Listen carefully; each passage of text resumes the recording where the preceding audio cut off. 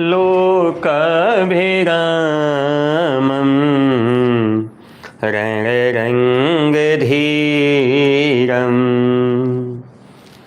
राजीवनेत्रं रघुवंशनाथं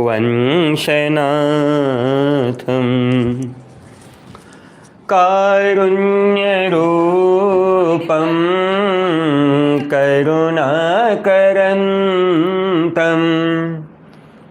श्रीरामचन्द्रं शरणं प्रपद्ये। कर्पूरगौरं करुणावतारं संसारसारं भुजगेन्द्रहारं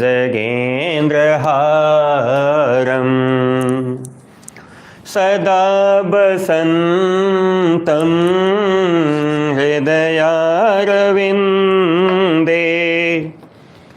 भवं भवानी सहितं नमामि। मनोजवं मारुततुल्यवेगं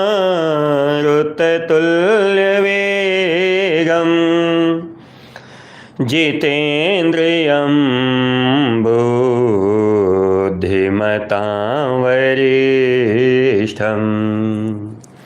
वातात्मजं वानरयूथमुख्यं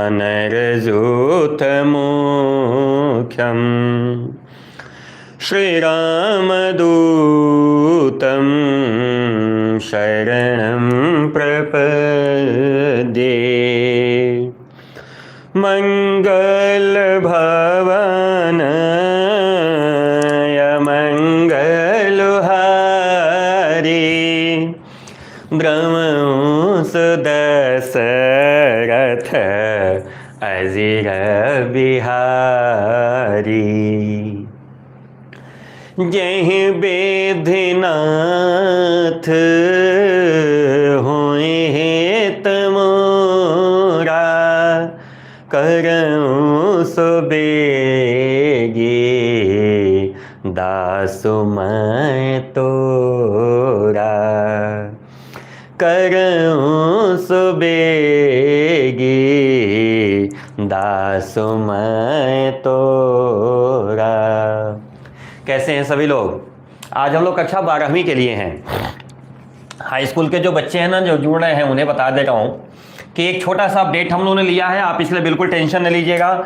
जो भी बच्चे सीबीएसई बोर्ड के जोड़ रहे हैं, ध्यान रखेंगे। कौन से बच्चे? सीबीएसई वाले। सीबीएसई यानी एनसीईआरटी की जिनके पास बुक्स चलती है, वे सभी बच्चे नोट कर लें कि जहाँ तक मामला है क्लास 10th का, जो क्लास हम लोगों ने शुरू की थी, क्लास 10th, अगर हम 10th में हैं तो हमारी जो क्लास होगी वो होगी थर्सडे, फ्राइडे, सैटरडे। और यदि हम क्लास 12th में हैं तो हमारी क्लास होगी मंडे, ट्यूसडे, वेडनेसडे। ध्यान रखिएगा, मंडे, ट्यूसडे, वेडनेसडे। आज हम 12वीं कक्षा के बच्चों को लेकर के यहाँ पे हैं और बृहस्पतिवार, शुक्रवार, शनिवार हम कक्षा 10वीं के बच्चों को लेकर चलेंगे। जो क्लास 10th के बच्चे चल रहे थे, एक्चुअली में देखिए कारण क्या है कि हमारे सीबीएसई में हिंदी का सिलेबस बहुत लंबा चौड़ा नहीं है। आपको थोड़ा थोड़ा समय मिलता रहेगा तो आप लोग नोट्स बनाते रहेंगे। क्यों नहीं समय मिलेगा तो नोट्स कैसे बनाएंगे? मैं फटाफट पता चलता है कि मैं वैसे क्लास चलाता चला जाऊं, जैसे फुल्की खिलाने वाले होते हैं सब। अब पता चलता है कि भाई साहब एक फुल्की मुंह में है, एक फुल्की अभी हमारे प्लेट में है, तब तक एक फुल्की और लगा के दे दिया। अब पता चलता है कि जब तक उस फुल्की को खाएं तब तक नीचे वाली फुल्की गलने लगती है। ऐसी समस्या आपके साथ आई है कभी? मेरे साथ अक्सर आती है। हाँ, मैं धीरे धीरे खाता हूँ, मतलब जो भी कारण हो, मतलब ऐसी समस्या आती है। अब ऐसी समस्या से निपटने का क्या उपाय है? ऐसी समस्या से निपटने का उपाय यह है कि फुल्की वाले से कह दिया जाए कि भैया 10 रुपया तुम आज ही ले लो, एक आज खिला दो, एक कल आऊंगा तो खिलाना, एक अगले दिन आऊंगा तो खिलाना, एक दिन अगले आऊंगा तो खिलाना। ऐसे 6 दिन में लगातार आऊंगा, 6 दिन में 6 खिला देना। हाँ, या फिर आधा घंटा रुक के खिलाओ, तब तक मैं एक वाला आराम से खा लूं, हो सकता है ना। तो इस वजह से हमने उपाय क्या निकाला है कि हम 10th की जो क्लास है वो थर्सडे, फ्राइडे, सैटरडे चलाते हैं और 12th की जो क्लास है वो मंडे, ट्यूसडे, वेडनेसडे चलाते हैं। अब 3 दिन में एक चैप्टर इनका कंप्लीट हो जाएगा, तो इनको 3 दिन का मौका मिल जाएगा नोट्स बनाने का। आप लोग का एक चैप्टर कंप्लीट हो जाएगा तो फिर आपको मौका मिल जाएगा नोट्स बनाने का। तो मुझे नहीं लगता इसकी वजह से किसी को कोई बहुत दिक्कत होगी, तो ये काम मेरा चल जाएगा और इसकी वजह से दोनों का फायदा रहेगा। तो इस नियम के अनुसार जो मैंने अभी नया टाइम टेबल बनाया, यही टाइम टेबल मैं साल भर चलाऊंगा। टाइमिंग वही रहेगी, शाम को 7 बजे से लेकर के 8 बजे तक ये टाइमिंग रहेगी। और मैं कोशिश करूंगा कि नवंबर के लास्ट तक जाते जाते आपका सिलेबस कवर हो जाए। नवंबर के लास्ट तक आपका सिलेबस बिल्कुल कवर हो जाएगा, ऐसा मेरा पक्का विश्वास है। तो आप लोग इसे अन्यथा नहीं लेंगे। जो लोग भी जुड़ चुके हैं एक बार प्लीज अपना कमेंट करें कि आप लोग क्लास 12th के हैं, 10th के हैं। ये श्रेयस तो भैया 10th का है, स्वागत है बेटा, लेकिन हौसलों का सफर अभी 10th से ही है। But by the way good morning, आप सभी लोग नोट कर लीजिएगा, जो 10th वाले बच्चे हैं, थर्सडे फ्राइडे सैटरडे 3 दिन हम आपकी क्लास लेंगे शाम को 7 से 8, और बाकी 3 दिन आपके पास टाइम रहेगा ताकि आप लोग उसका नोट्स बना सकें। ओके, अभी राम लक्ष्मण परशुराम संवाद जो मैंने दिया था उसका मैंने पीडीएफ भी प्रोवाइड कर दिया टेलीग्राम पे, मिल गया ना? तो उसका नोट्स बना लीजिए आप लोग, नोट्स बना के खाली हुई है उसको याद वाद करिए, तब तक हम अगला चैप्टर लेकर के आ जाएंगे। हाँ दिविज भैया नमस्कार। अभी 12th वाले बच्चे जुड़े कि नहीं जुड़े इसमें? 12th के बच्चे हैं कि नहीं है इसमें, ये बताइए। 10th के तो ठीक है, 12th के बच्चे हैं कि नहीं है इसमें? अगर हो तो ठीक है, नहीं हो तो कोई दिक्कत नहीं। फिलहाल हम स्टार्ट करते हैं। आज का जो हमारा टॉपिक है, टाइम टेबल एक बार फिर से कंफर्म कर लीजिएगा। क्लास 10th के बच्चों का थर्सडे फ्राइडे सैटरडे शाम को 7 से 8, और 12th के बच्चों का मंडे ट्यूसडे वेडनेसडे शाम 7 से 8। आज का जो पार्ट है जिसको हम लोग को शुरू करना है, हमारे यहाँ सीबीएसई बोर्ड में क्लास 12th की जो हिंदी चलती है, इसमें जो किताब चलती है उस किताब का नाम है आरोह। ध्यान दीजिएगा, 10th में जो बच्चे पढ़ रहे थे उनकी जो किताब थी उस किताब का नाम था क्षितिज, लेकिन फिलहाल कक्षा 12वीं में जो बच्चे हिंदी पढ़ रहे हैं उनकी किताब का नाम है आरोह। हमारे पास 2 किताबें संचालित होती हैं, एक है आरोह और एक है वितान। 2 किताबें, कौन कौन सी किताबें हैं? एक किताब हमारी आरोह है जो हमारी मुख्य पुस्तक है, और एक है वितान जो हमारी सहायक पुस्तक है। ध्यान दीजिएगा, तो सबसे पहले हम लोग आरोह को कवर करेंगे, इसके बाद जो समय बचेगा फिर उसमें हम लोग वितान को कवर करेंगे। वितान वैसे स्वपठित पाठ्य पुस्तक है, बाय द वे हम लोग पहले आरोह को कवर करेंगे। क्यों? क्योंकि हमारी मुख्य पुस्तक है, और आरोह जो हमारी मुख्य पुस्तक है उसका जो पहला पार्ट है वो है आत्म परिचय, और इसे लिखा है हरिवंश राय बच्चन ने। हरिवंश राय बच्चन अपने आप में एक बहुत बड़े फिलोसोफर हैं। फिलोसोफर यानी दार्शनिक, फिलोसोफर यानी दार्शनिक, किसी भी चीज को फिलोसफी के लेवल पे सोचते हैं। अब फिलोसफी या दर्शन क्या होता है? ऐसी चीजों को देखना जो चीजें दिखाई नहीं देती, अतीन्द्रिय चीजों को भी अध्ययन करना, यह दर्शन शास्त्र के अंतर्गत आता है। हरिवंश राय बच्चन की एक बहुत ही कॉमन बुक है, पता नहीं आप लोग इसका नाम सुने कि नहीं सुने हैं, कितने लोग सुने हैं? इनकी एक बहुत बड़ी पुस्तक है मधुशाला, आप लोगों ने सुना नाम? यह हरिवंश राय बच्चन की बहुत बड़ी पुस्तक है मधुशाला। किसी ने सुना है, पढ़ा इसके बारे में?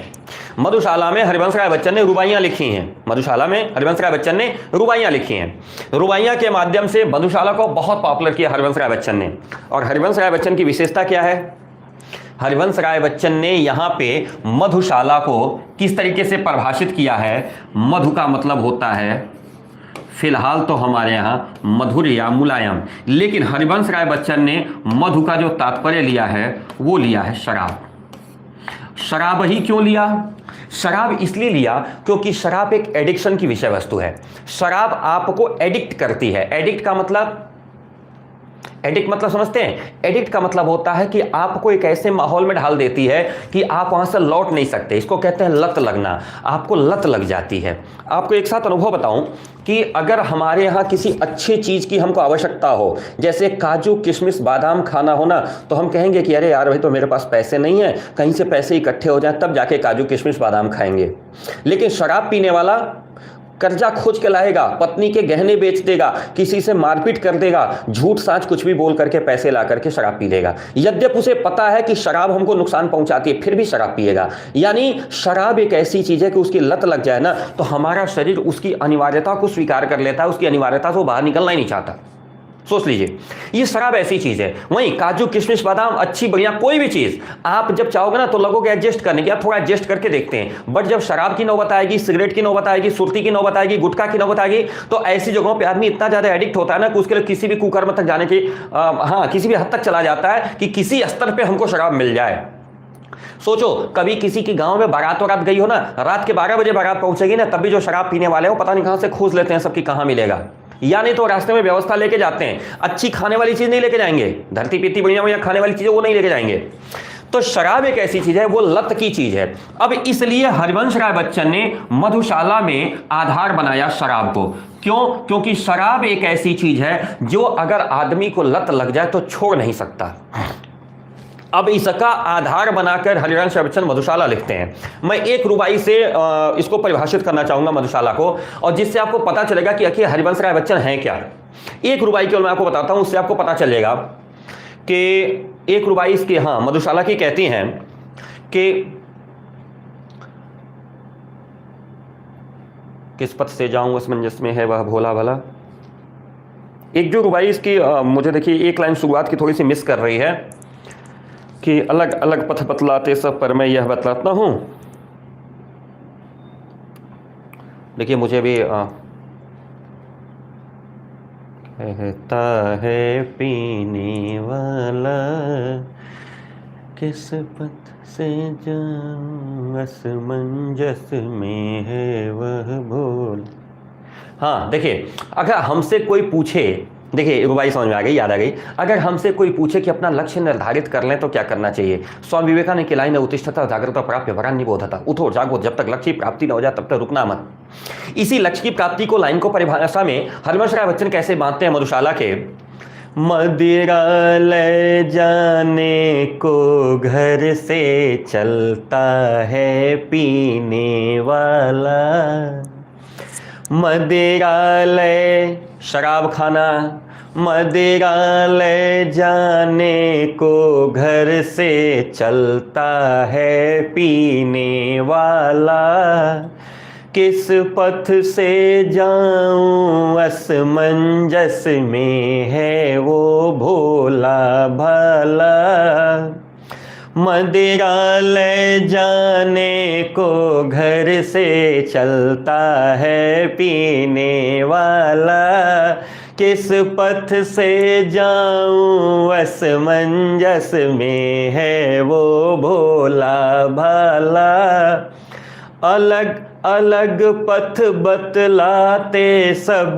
पर मैं ये बतलाता हूँ, राह पकड़ तू एक चला चल पा जाएगा मधुशाला, राह पकड़ तू एक चला चल पा जाएगा मधुशाला। ये हरिवंश राय बच्चन का कॉन्सेप्ट है, राह पकड़ तू एक चला चल।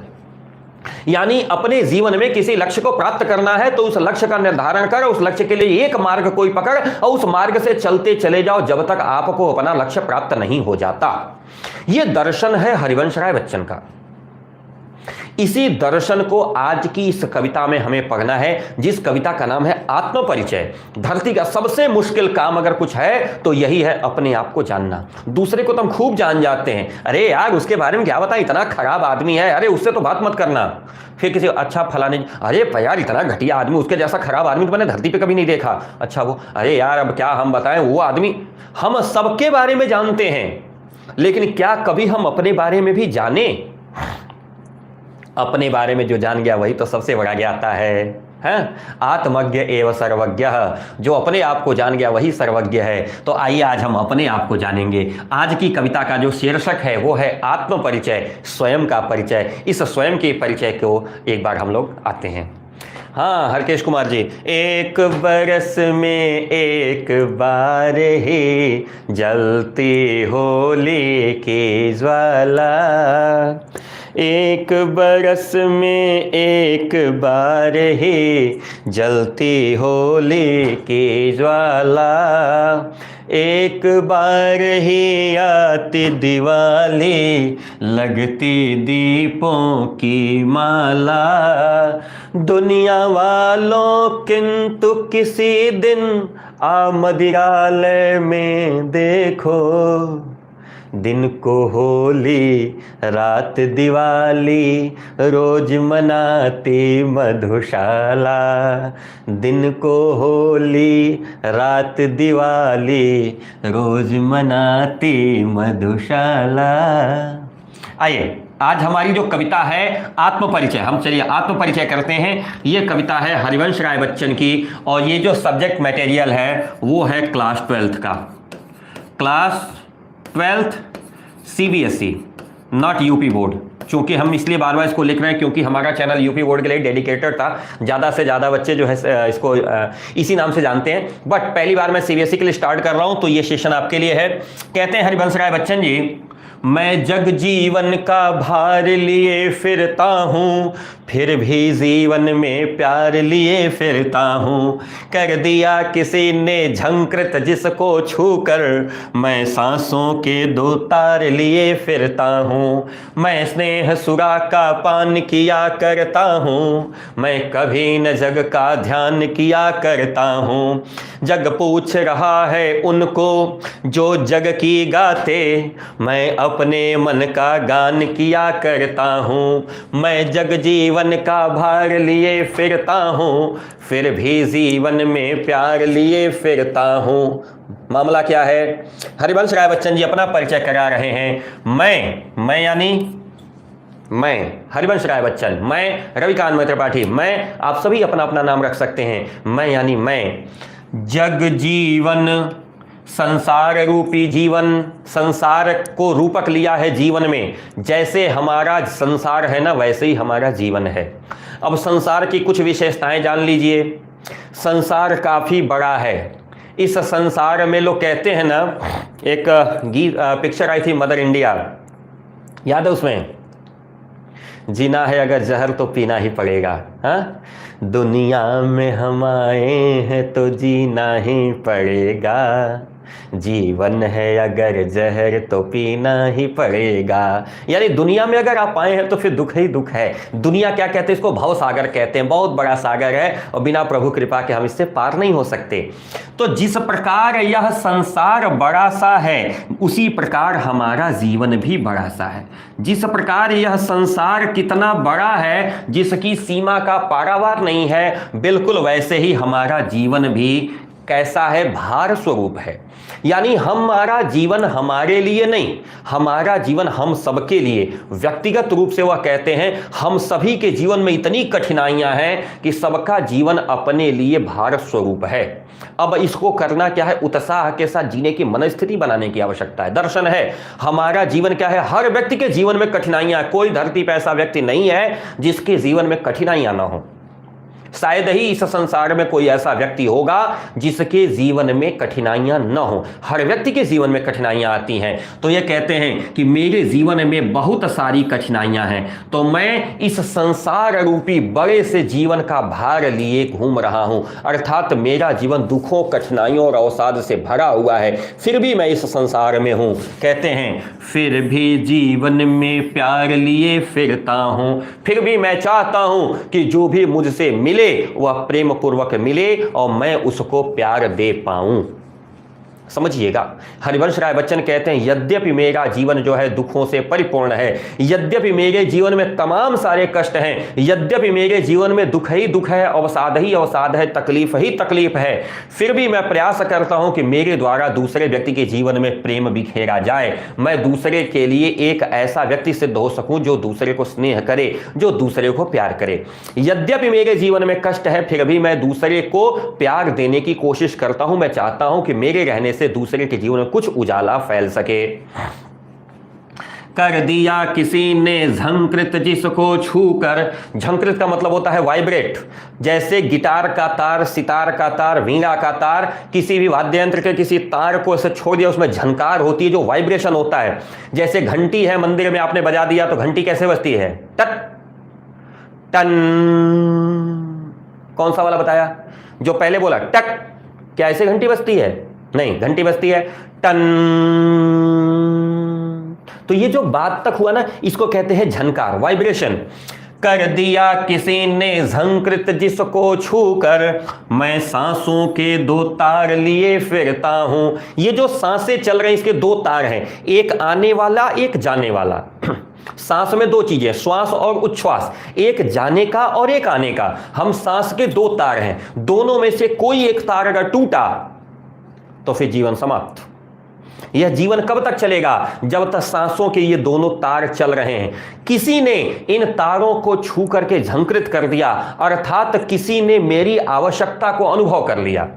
यानी किसी ने यह सोच लिया कि अगर रविकांत रहता तो मेरा काम बन जाता, किसी ने अपनी मदद के लिए मुझे याद कर लिया, किसी ने प्रेम पूर्वक मुझे अपने साथ बैठा लिया, तो मैं अपने जीवन के दुख को भूल करके उसके साथ प्रेम बांटने चल देता हूं। इसलिए कहा कि किसी ने जिनको झंकृत कर दिया है छू करके मैं सांसों के 2 तार लिए फिरता हूं। अर्थात यद्यपि मेरे जीवन में बहुत ज्यादा कठिनाइयां हैं, यद्यपि मेरे जीवन में बहुत सारे दुख हैं, फिर भी मैं लोगों को प्यार लुटाते हुए चल रहा हूं, मैं लोगों के लिए प्यार समर्पित करते चल रहा हूं। और क्यों कर रहा हूं? इसलिए कर रहा हूं क्योंकि लोगों ने मेरी आवश्यकता अगर कहीं महसूस कर ली है तो ईश्वर ने जितना मुझे दिया हुआ है उतना लेकर के मैं तैयार रहता हूं। कोई कहीं पे भी अगर मुझे बुला देता है, कोई किसी पे ये आवश्यकता अनुभव कर लेता है कि नहीं अगर रविकांत रहते तो मेरा काम बन जाता, तो ऐसी स्थिति में मैं वहां पे अपने आप को झोंक देता हूं और मैं वहां पे अपने प्रेम के साथ उपस्थित होकर के अपना दुख भूल करके उसके दुख को समाप्त करने में लग जाता हूं।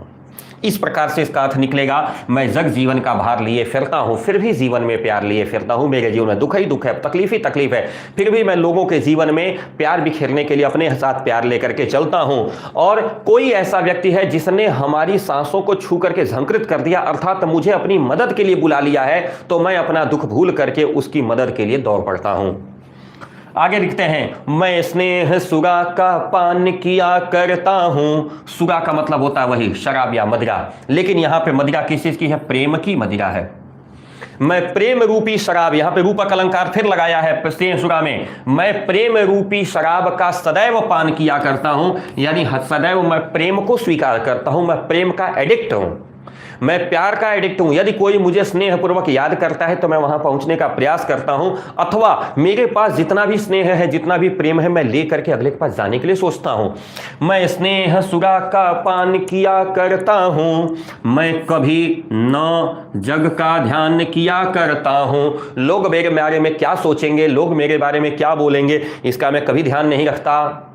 एक बहुत बड़े विद्वान ने कहा कि लोग मेरे बारे में क्या सोचते हैं ये भी मैं ही सोचूंगा, तो फिर लोग क्या सोचेंगे?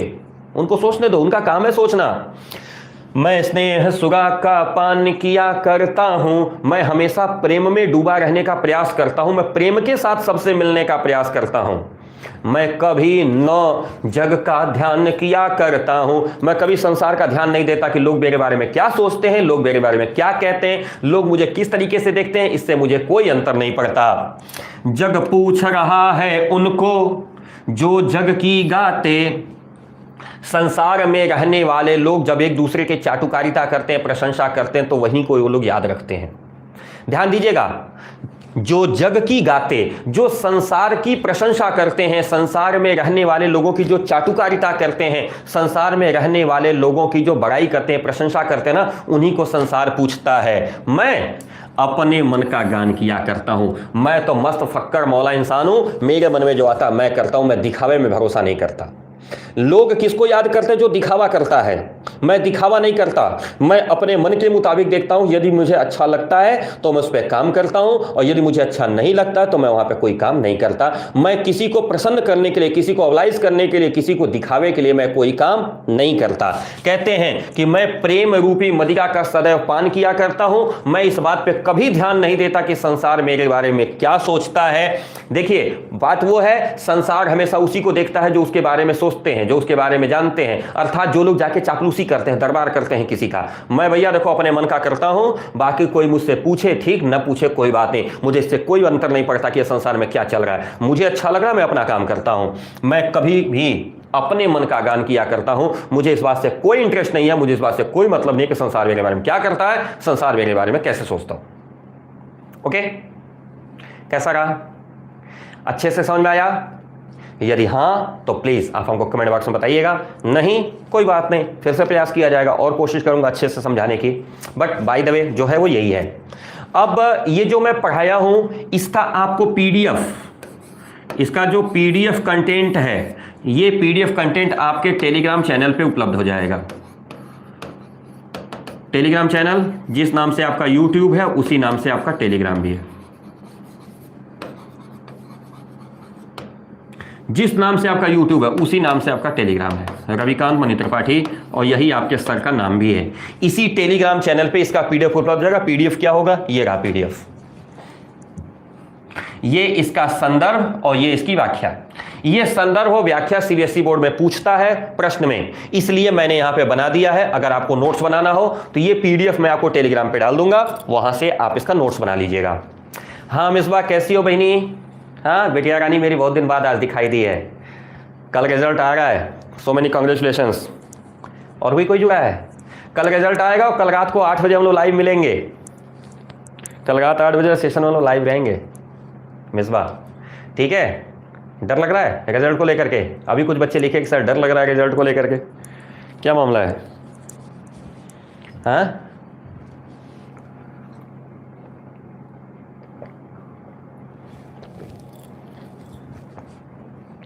सही बात है, ठीक है। तो ये संदर्भ, प्रसंग और व्याख्या ये पूछता है, इसलिए मैंने यहां पे बना दिया है। इसका नोट्स आप लोग बनाना चाहें तो बना सकते हैं, टेलीग्राम पे मैं पीडीएफ अवेलेबल करा दूंगा जी। कल यूपी बोर्ड का रिजल्ट आ रहा है 1:30 बजे। अगले स्टेंजा में कहते हैं हरिवंश राय बच्चन जी, मैं निज उर के उद्गार लिए फिरता हूं, मैं निज उर के उपहार लिए फिरता हूं, है यह अपूर्ण संसार न मुझको भाता, मैं स्वप्नों का संसार लिए फिरता हूं, मैं जला हृदय में अग्नि दहा करता हूं, सुख दुख दोनों में मग्न रहा करता हूं, जग भव सागर तरने को नाव बनाए, मैं भव मौजों पर मस्त बहा करता हूं। कहते हैं हरिवंश राय बच्चन जी आगे, उर माने होता है हृदय। उर माने क्या होता है? हृदय। मैं निज उर के उद्गार, उद्गार का मतलब होता है वचनों को, वाणी को, जो हमारे मन में चल रहा है उन बातों को उद्गार कहते हैं, अपनी भावनाओं को व्यक्त करना। जैसे रविकांत मित्र त्रिपाठी ये जो व्याख्या कर रहा है ना, ये उद्गार है रविकांत मणि के मन के। मैं कहीं से लिखा हुआ नहीं बात रहा हूं, मेरे पास कुछ भी ऐसा नहीं जहां लिखा हुआ हो, जो मेरे मन में आ रहा है वो मैं यहां से बोल रहा हूं, तो इसको कहते हैं उद्गार। भावनाओं को शब्द रूप में बोलना, इसे कहते हैं उद्गार। मैं निज उर के उद्गार लिए फिरता हूं, अर्थात मेरे मन में जो आता है मैं वही कहता हूं। मैं किसी को सुनाने के लिए, मैं किसी को चापलूसी करने के लिए, मैं किसी को पसंद आने के लिए बनावटी बातें नहीं करता। जो फैक्ट है, जो मेरे मन में आता है, जो मेरा दिल कहता है, मैं वही कहता हूं। मैं उस पर कोई किसी तरह का मैं मसाला मिर्चा नहीं लगाता। मैं निज उर अपने हृदय की भावनाओं का उद्गार लिए फिरता हूं, अर्थात मेरे दिल में जो चल रही है वह बातें स्पष्ट रूप से समाज के सामने रखने का प्रयास करता हूं। मैं निज उर के उपहार लिए फिरता हूं, और मैं अपना हृदय उपहार के रूप में लेके चलता हूं। उपहार में क्या देके चलता हूं? दिल लेके चलता हूं। अगर आपको चाहिए तो भैया ले लो। दिल दे के देखो, दिल दे के देखो, दिल दे के देखो जी, दिल लेने वालों दिल देना सीखो जी, दिल दे के देखो, दिल दे के देखो, दिल दे के देखो जी। एक पुरानी बॉलीवुड फिल्म का गाना है, मुझे याद आया। मैं निज उर के उपहार लिए फिरता हूं, यदि जब मैं सामने वाले से मिलता हूं तो दिल से मिलता हूं, जबान से नहीं मिलता।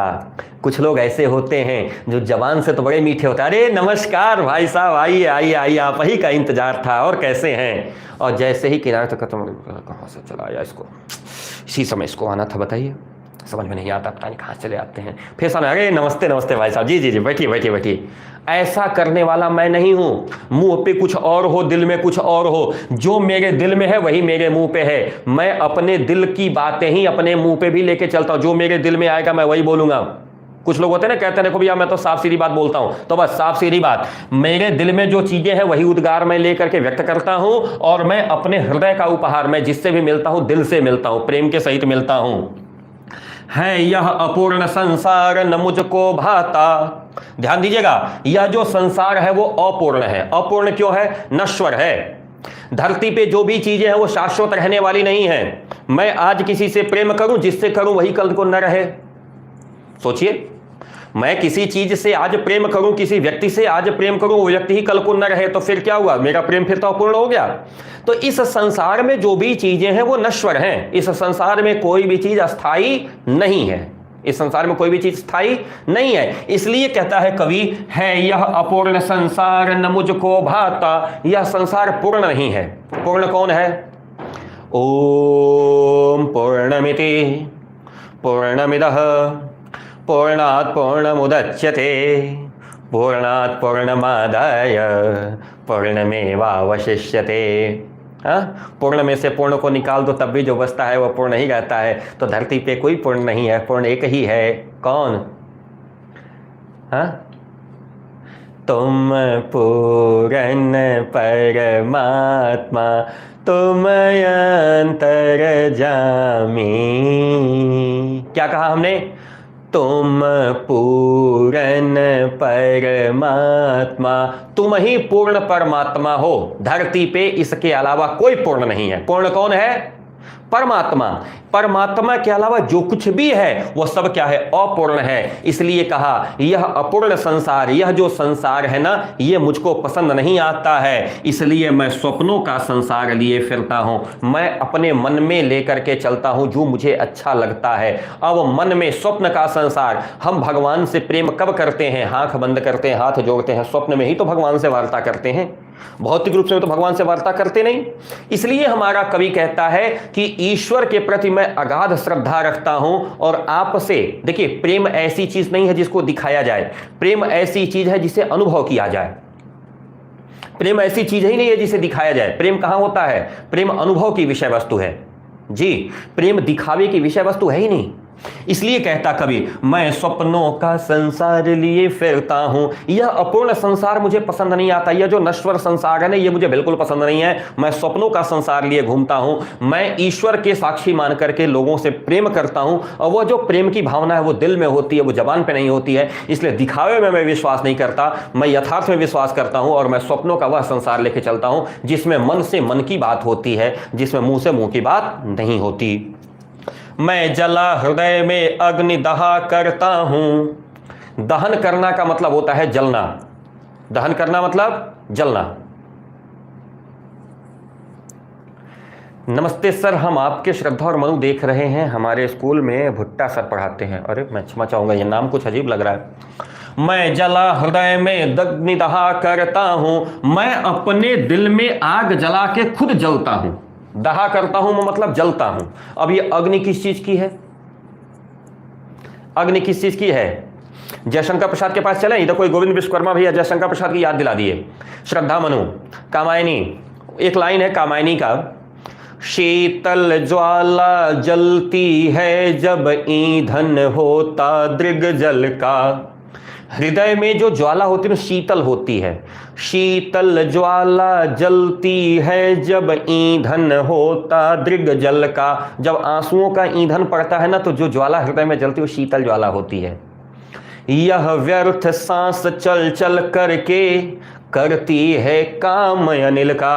अनिल कहते हैं हवा को, हवा का काम करती है यह व्यर्थ सांस। जैसे अग्नि को बढ़ाने के लिए हवा आवश्यक होती है, अगर कहीं अग्नि जल रही हो वहां पे हवा चल जाए तो अग्नि और ज्यादा प्रज्वलित हो जाती है। तो कहते हैं जयशंकर प्रसाद जी, शीतल ज्वाला जलती है जब ईंधन होता दृग जल का। यह व्यर्थ सांस चल चल करके करती है काम अनिल का। उसी प्रकार से कहते हैं मैं जला हृदय में अग्नि दहा करता हूं, यानी मैं अपने दुखों से स्वयं को प्रेरित करता रहता हूं, स्वयं को प्रेरित करता रहता हूं। अर्थात संसार में जो लोगों के लिए दुख है उसको मैं स्वयं स्वीकार करके खुद उसको अनुभव करता हूं, खुद उसको आत्मसात करके मैं स्वयं भी उस पीड़ा को अनुभव करता हूं और सुख दुख दोनों में मग्न रहा करता हूं। चाहे सुख आवे चाहे दुख आवे, दोनों में मैं मगन रहता हूं, मुझे कोई अंतर नहीं पड़ता। कुछ लोग होते हैं कि दुख आया तो अरे बाप का कपार पकड़ के बैठ गए, और सुख आया तो इतना फूल गए कि कहिए नहीं। दोनों स्थितियों में समान भाव से रहता हूं।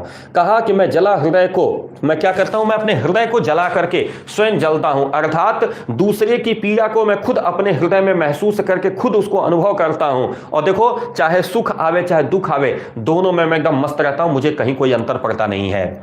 जग भवसागर तरने को नाव बनाए। भवसागर में भी रूपक लगा है। भवसागर यानी संसार रूपी सागर। भाव माने संसार, संसार जग, संसार में रहने वाले लोग इस संसार सागर से पार होने के लिए नाव बनाते हैं। अब ये नाव किस चीज की होती है? इस संसार रूपी सागर से पार होने के लिए भगवान के मंदिरों में जाएंगे, अल्लाह के मस्जिदों में जाएंगे, गुरुद्वारों में जाएंगे, अपने अपने जो भी धार्मिक इष्ट स्थान है वहां जाएंगे, पंडितों के पास जाएंगे, मौलवियों के पास जाएंगे, उनसे उपाय पूछेंगे, धर्म के कार्य ज्योतिष के उपाय पूछते हैं ताकि किसी तरीके से इस संसार रूपी सागर से अच्छे से पार हो जाए, मोक्ष मिल जाए।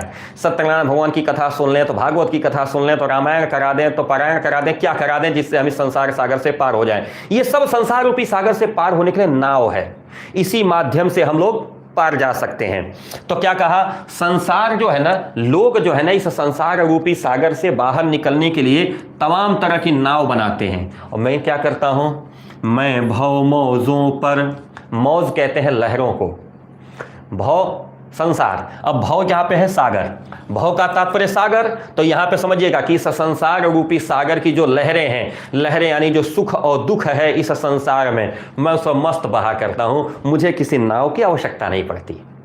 इस संसार रूपी सागर से पार जाने के लिए मैं किसी तरह के किसी एफर्ट में नहीं लगता, मैं किसी के पास नहीं जाता, मैं कोई उपाय नहीं ढूंढता, बल्कि इस संसार सागर की जो लहरें हैं, जो उठती गिरती सुख और दुख की छाया है, मैं उस पर मस्त बहा करता हूं, मुझे इससे कोई अंतर नहीं पड़ता कि क्या हो रहा है और क्या होना चाहिए।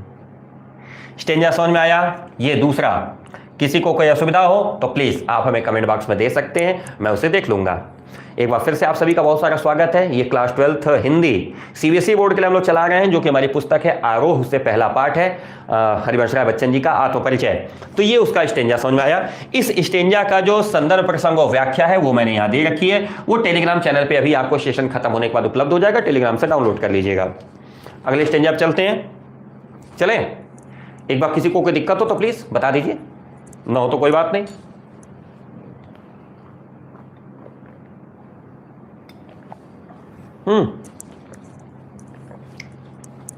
चले तीसरे स्टेंजा में क्या कहते हैं, मैं यौवन का उन्माद लिए फिरता हूं, उन्मादों में अवसाद लिए फिरता हूं, जो मुझको बाहर हंसा रुलाती भीतर, मैं हाय किसी की याद लिए फिरता हूं, कर यत्न मिटे सब सत्य किसी ने जाना, नादान वही है हाय जहां पर दाना, फिर मूढ़न क्या जो जग इस पर भी सीखे, मैं सीख रहा हूं सीखा ज्ञान भुलाना। बड़ी बात, देखिए फिलॉसफी इसीलिए है ना, कहा हरिवंश राय बच्चन ने, मैं यौवन का उन्माद लिए फिरता हूं, युवावस्था का जो जोश है ना वो मेरे अंदर है। यौवन का उन्माद का मतलब होता है युवावस्था का जोश। युवावस्था में जो जोश होना चाहिए कुछ नया करने का, कुछ नया सीखने का, वो जोश, वो युवावस्था का जो उन्माद है वो मैं लेकर के चलता हूं अपने साथ। लेकिन उन्मादों में अवसाद लिए फिरता हूं, अवसाद का मतलब होता है दुख, संताप, अवसाद मतलब दुख, संताप, कष्ट। मैं यौवन का उन्माद यानी युवावस्था का जोश तो लेके चलता हूं, लेकिन मैं इस बात का विशेष ध्यान रखता हूं कि हमारे जोश की वजह से किसी को नुकसान न हो, हमारे जोश की वजह से कोई तीसरा परेशान न हो। इतना ही नहीं, संसार में अगर कोई दुखी है तो उसके दुख को भी मैं दूर कर सकूं। ऐसा नहीं है कि मैं अपने युवावस्था के जोश में उस व्यक्ति को व्यक्ति न समझूं। पता चलता है कई बार जिनके पास पैसे हो जाते हैं, जिनके पास ताकत हो जाती है, रास्ता चलने पे रिक्शे वाले को, ठेले वालों को कुछ समझते ही नहीं है। तो हमारा कवि कहता है कि ऐसा नहीं है, मैं युवावस्था का जोश तो अपने साथ लेके चलता हूं, लेकिन इस युवावस्था के जोश के साथ मैं इस बात का विशेष ध्यान रखता हूं कि यदि कोई दुखिया, यदि कोई कष्ट वाला व्यक्ति मेरे सामने आ जाए तो उसके कष्ट से मैं दुखी होकर के उसके कष्ट को अनुभव कर सकूं। इसलिए कहा उन्मादों में अवसाद लिए फिरता हूं, जो मुझको बाहर हंसा रुलाती भीतर, मैं हाय किसी की याद लिए फिरता हूं। मैं संसार में रहने वाले उन तमाम सारे लोगों की याद अपने दिल में बिछाए हुए हैं जो मुझको अंदर अंदर रुलाते रहते हैं। यद्यपि मैं बाहर से हंसता रहता हूं, क्योंकि लोग हंसता हुआ देखना पसंद करते हैं, रोता हुआ चेहरा किसी को पसंद नहीं आता। रुआंसा चेहरा या रोता हुआ चेहरा किसी को पसंद नहीं आता, सभी को हंसता हुआ या अच्छा चेहरा ही पसंद आता है। तो हरिवंश राय बच्चन कहते हैं कि देखिए, मैं अच्छा चेहरा यानी बढ़िया बनने का प्रयास करता हूं, तो मैं बाहर बाहर हंसता तो रहता हूं, लेकिन जो मुझे रुलाती रहती है ऐसी किसी की याद, अब यहां पे किसी की याद मतलब संसार में जो दुखिया लोग हैं, जो कष्ट में लोग हैं, जो किसी कारण से गरीब हैं, जो किसी कारण से किसी चीज से लेकर के महरूम है, उनके दुख, उनके कष्ट को भी मैं अपने दिल में महसूस करता हूं। तो कहा कि जो मुझको बाहर हंसा रुलाती भीतर, जो मुझे बाहर से तो हंसने पे मजबूर करती है लेकिन अंदर अंदर रुलाती है, ऐसे मैं लोगों के कष्ट को भी सदैव अनुभव करता रहता हूं। फिर कहा कर यत्न मिटे सब सत्य किसी ने जाना, नादान वहीं पे है जहां पर दाना। दाना का मतलब होता है होशियार, नोट करिएगा, और नादान का मतलब होता है गंवार। उर्दू के शब्द हैं। दाना मतलब होशियार, जानकार, और नादान का मतलब बेवकूफ, गंवार।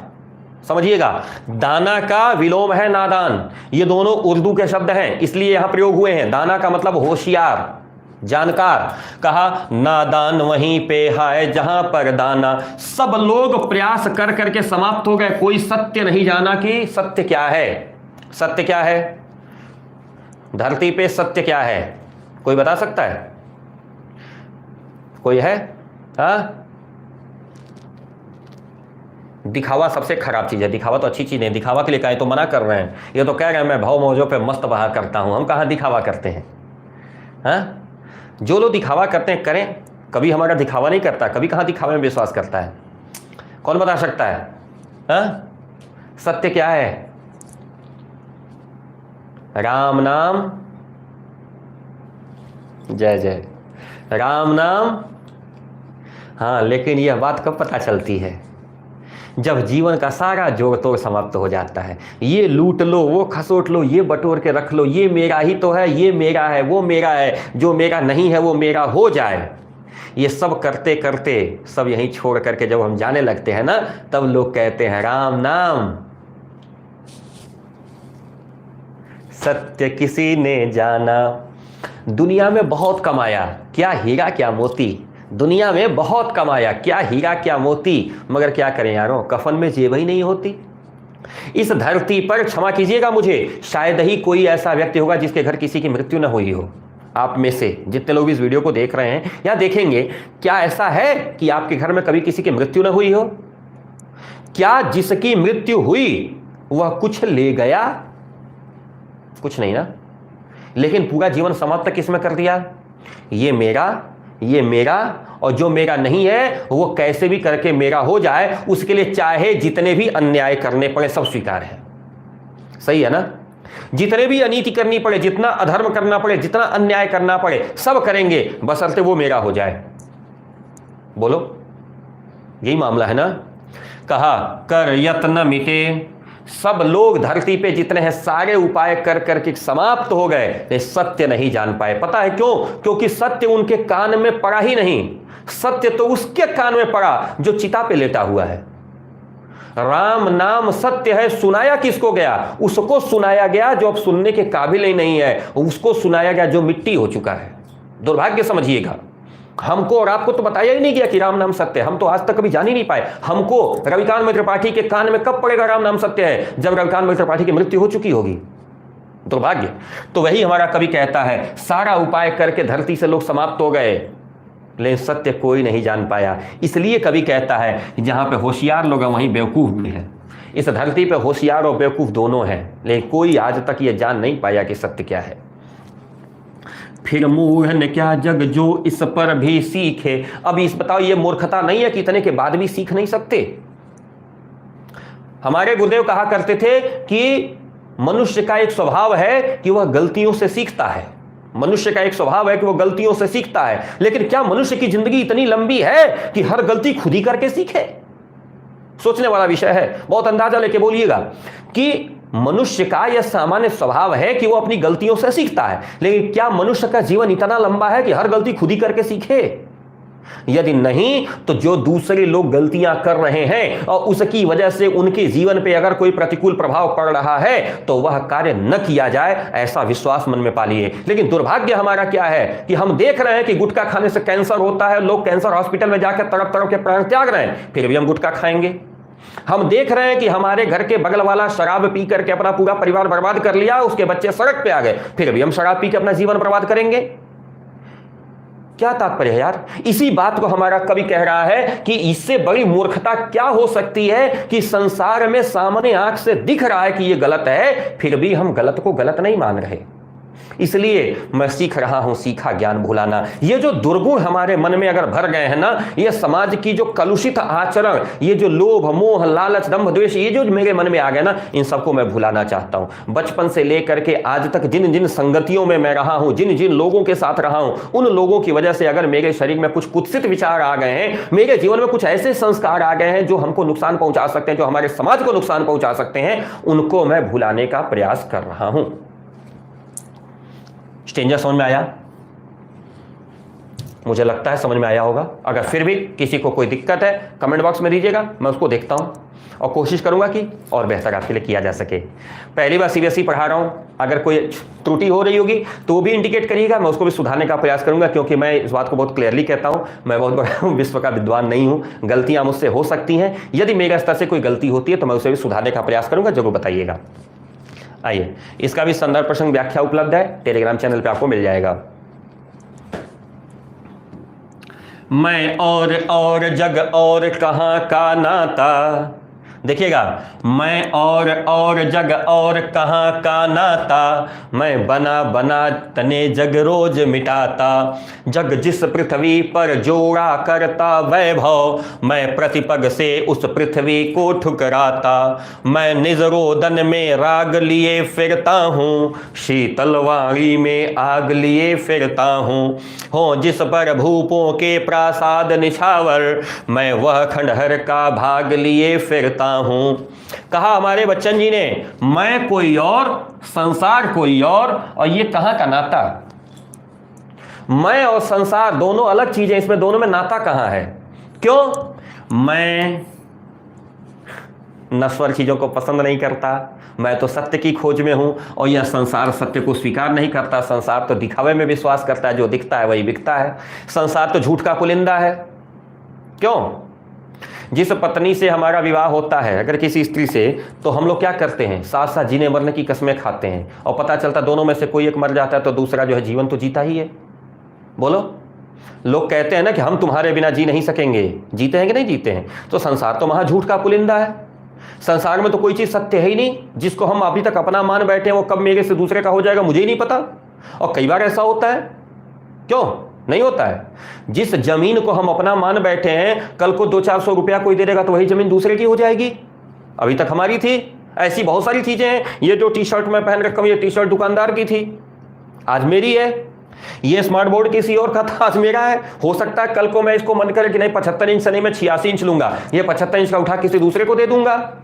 ये भी हो सकता है कल को कोई ले रिवॉल्वर मेरे शरीर पे लगावे और कहे कि नहीं आज मैं बोर्ड ले जा रहा हूं। हाँ भैया ले जाओ ले जाओ ले जाओ, हमारी जान छोड़ दो। अब बताओ, ये संसार तो झूठ का पुलिंदा है। संसार तो किसी का हुआ नहीं आज तक। लोग कहते हैं ये मेरा घर है, थोड़ी देर बाद मेरा बेटा कहेगा अरे ये मेरा घर है, फिर उसका बेटा कहेगा मेरा घर है। क्यों? है किसी का? महा झूठ का पुलिंदा है। और मैं तो सत्य की खोज में लगातार लगा हुआ हूं। तो मेरे और संसार में तो कोई तुलना ही नहीं है। मैं और संसार और ये कहां का नाता भाई? हमारे और संसार में तो कोई नाता ही नहीं है। मैं बना बना जग कितने रोज मिटाता, ऐसे पता नहीं कितने संसार रोज में बनाता रहता हूं, रोज में मिटाता रहता हूं। अर्थात इस संसार में क्या चल रहा है, इस संसार में क्या हो रहा है, इससे मेरे को कोई अंतर नहीं पड़ता।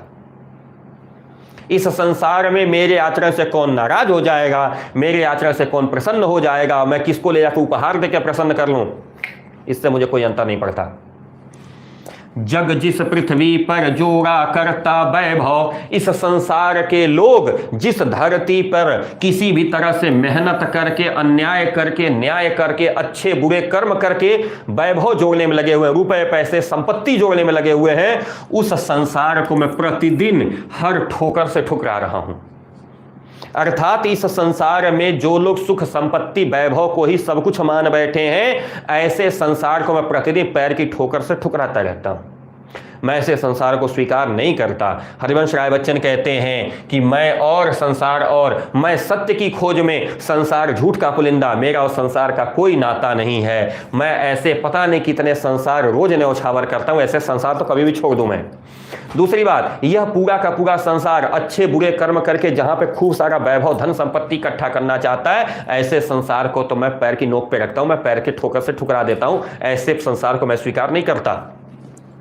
आगे कहते हैं मैं निज रोदन में राग लिए फिरता हूं। अगर मैं कष्ट की वजह से मैं रो भी रहा हूं ना तो उसमें भी प्रेम है। अर्थात अगर मुझे रुलाई आ रही है तो किसी न किसी कारण से रुलाई आ रही होगी। वो कारण क्या है? या तो किसी और का दुख है, मैं उसको दूर नहीं कर पा रहा हूं, अथवा उसके दुख को देकर दुखी हूं। राग का मतलब होता है प्रेम। राग का मतलब समझिएगा, राग का मतलब होता है प्रेम। ये अगर मुझे रुलाई भी आ रही है, मुझे अगर रुदन भी हो रहा है तो किसी न किसी का कष्ट देख करके रुलाई हो रही है। मैं निज रोदन में राग लिए फिरता हूं और शीतल वाणी में, और मेरी वाणी को इतना मधुर मत समझिएगा, मैं अपनी वाणी में आग लिए फिरता हूं, अर्थात ओज और उत्साह के साथ जीता हूं। यानी अगर जो सत्य है, अगर उसे करना है तो उसको करने के लिए मैं उत्साह के साथ लड़ भिड़ करके आगे बढ़ जाता हूं। यद्यपि मैं अगर रो भी रहा हूं तो मेरे रुदन में कोई ना कोई प्रेम अभिषिक्त है, अर्थात किसी न किसी के दुख से दुखी होकर के मैं रो रहा हूं तो उसके दुख को दूर करने के लिए उसके प्रति प्रेम भाव मेरे अंदर है। दूसरी बात कि अगर मैं मधुर वचन बोल रहा हूं तो ऐसा नहीं कि मैं दब करके बोल रहा हूं, इसके अंदर आग भी है, अर्थात उत्साह भी है। अगर आवश्यकता पड़ेगी तो हम उसे भी व्यक्त करने से पीछे नहीं हटेंगे। हो जिस पर भूपों के प्रासाद निछावर, शब्द देखिएगा, भूप माने राजा, प्रासाद मतलब होता है महल, प्रसाद माने भोजन, लेकिन प्रासाद आ की मात्रा लगी है तो प्रासाद मतलब होता है महल। जिस पर राजाओं के महल न्यौछावर कर दिए जाएं, मैं ऐसे खंडहर का भाग लिए फिरता हूं। अर्थात मेरे जीवन की इकाई छोटी है, मेरी आवश्यकताएं कम है, मेरी व्यवस्थाएं कम है, मैं सीमित स्थान पर रहता हूं, सीमित रिसोर्सेस, सीमित संसाधनों में रहता हूं। लेकिन मेरे संसाधन, मेरे रिसोर्स कैसे हैं? जिस पर राजा महाराजाओं के महल न्यौछावर कर दिए जाएं। रहीमदास, जब अकबर ने रहीमदास को भगा दिया था ना तो आकर के चित्रकूट में रहने लगे थे। कुछ दिन बाद अकबर को लगा कि नहीं भाई, रहीम को बुला लेना चाहिए। उन्होंने मैसेज भिजवाया रहीम को, कहा रहीम लौट आओ। रहीम कहा नहीं लौटेंगे, अब तो बस यहीं के हो गए, चित्रकूट के। उधर से अकबर ने दोबारा मैसेज भिजवाया कि हम यहाँ के राजा हैं, हम आदेश करते हैं कि लौट आओ। रहीम कहा कहाँ के राजा? चाह गई चाहत गई मनवा बेपरवाह, जिनका कछु न चाहिए ते साहन के साह। साहन के साह, राजाओं के राजा कौन? जिनको कुछ नहीं चाहिए। जिनको कुछ चाहिए वो तो भिखारी है, वो कहाँ राजा हुए? आपको रहीम चाहिए, यानी रहीम आपके पास आ जाए, आपकी इच्छा है, तो आप राजा कहाँ हुए? आप तो भिखारी हो गए। मुझको नहीं चाहिए, जिसको कुछ नहीं चाहिए वो कौन? वो होता है राजा। कहा कि जिस पर राजाओं के महल न्यौछावर कर दिए जाए, मैं ऐसे खंडहर का भाग लिए फिरता हूं। अर्थात मैं पूर्ण संतुष्ट जीवन व्यतीत करता हूं। मैं इतना संतुष्ट हूं अपने जीवन में कि मुझे किसी से कुछ नहीं चाहिए, मुझे जीवन में कुछ नहीं चाहिए। इसलिए राजाओं के बड़े बड़े महल और मेरी कुटिया बराबर है। मैं अपनी कुटिया में इतना संतुष्ट हूं जितना संतुष्ट राजा लोग अपने महल में नहीं रहते होंगे। ठीक, इसकी भी संदर्भ प्रसंग व्याख्या आपके सामने स्क्रीन पे है, आपको उपलब्ध हो जाएगी। और अंत में 5वां स्टेंजा, इसका लास्ट स्टेंजा, उसको हम लोग देखेंगे। मैं रोया इसको तुम कहते हो गाना, मैं फूट पड़ा तुम कहते छंद बनाना। क्यों कवि कहकर संसार मुझे अपनाए, मैं दुनिया का हूँ एक नया दीवाना। मैं दीवानों का वेश लिए फिरता हूँ, मैं मादकता निःशेष लिए फिरता हूँ। जिसकी सुनकर जग झूम झुके लहराए, मैं मस्ती का संदेश लिए फिरता हूँ। कहा हमारे हरिवंश राय बच्चन ने, मैं रोया इसको तुम कहते हो गाना। दरअसल मेरी जो कविता है ना, यह जो मेरा गीत है ना, ये कष्ट है। आप इस पूरी कविता को पढ़ते पढ़ते समझ में आ रहा होगा कि इस संसार में जो लोगों का आचरण है ना, उससे हमारा कवि बड़ा दुखी है।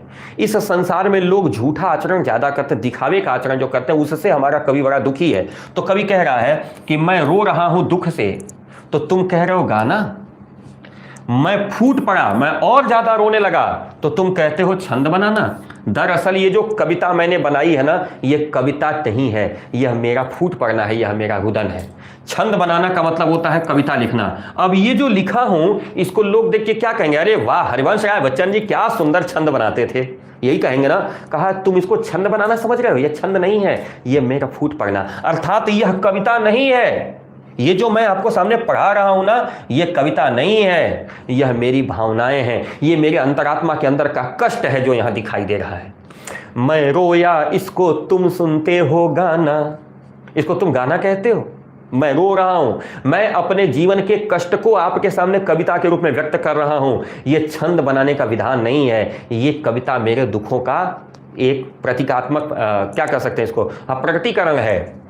क्यों कवि कहकर संसार मुझे अपनाए, मैं दुनिया का हूं एक नया दीवाना। कहते हैं हरिवंश राय बच्चन जी कि मुझे कवि कह करके संसार अपनाए, ऐसी मेरी कोई आकांक्षा नहीं है।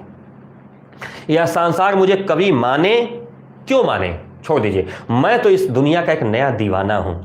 दीवाना मतलब जुनूनी, जो मन में आ गया वो कर दिया।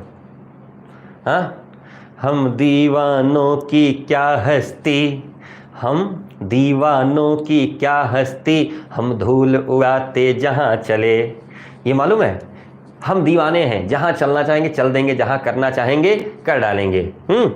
तो कहा मैं दुनिया का हूं एक नया दीवाना, इस दुनिया का मैं एक ऐसा जुनूनी व्यक्ति हूं कि जिसके मन में जो आ गया वो वही करेगा। दीवाना मतलब जो किसी की बात न सुने, जो उसके मन में आ जाए उसको कर डाले।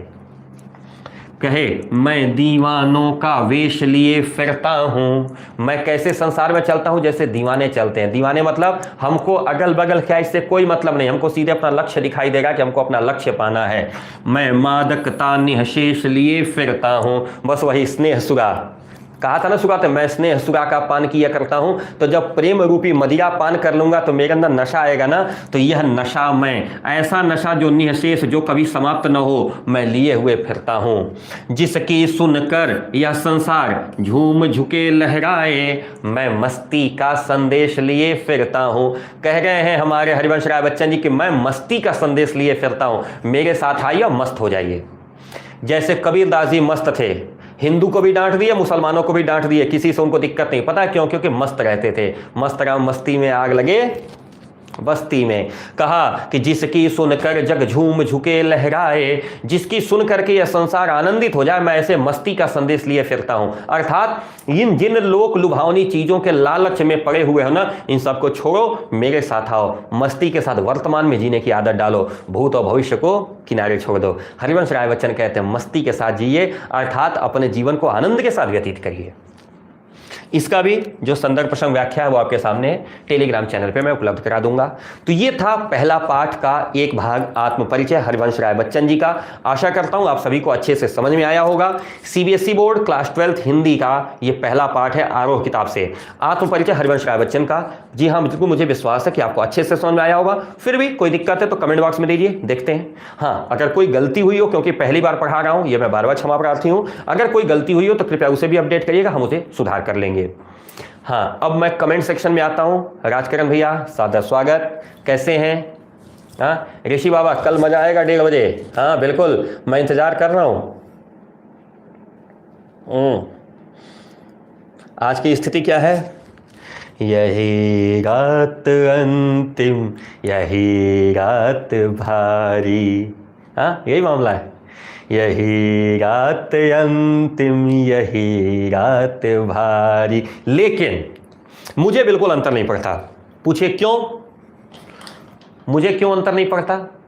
कल जो 1:30 बजे आने वाला है उसका मुझे बिल्कुल अंतर नहीं पड़ता। राजकरण भैया बताइए क्यों नहीं है? मुझे क्यों इसका अंतर नहीं पड़ता?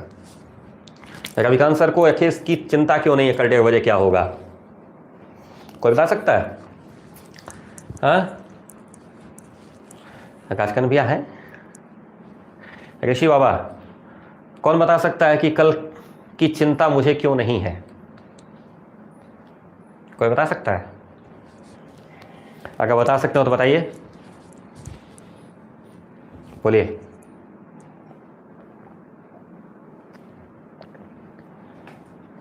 बताएं, कल की चिंता क्यों नहीं है?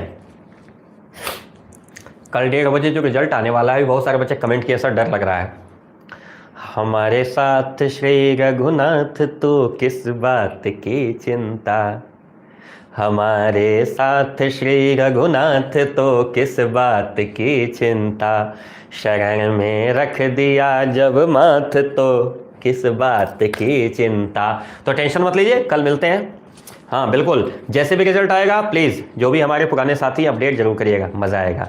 ठीक है, फिर आज के लिए इतना ही है। और 8:15 से फिर एप्लीकेशन पे क्लास है ना क्लास 12th वालों की, तो फिर वहाँ रहेंगे। और कल शाम को 8 बजे फिर हम मिलेंगे। शाम को कल तो 7 बजे फिर मुलाकात होगी अगली कविता के साथ। तब तक के लिए सादर नमस्कार, सत श्री अकाल, जय हिंद।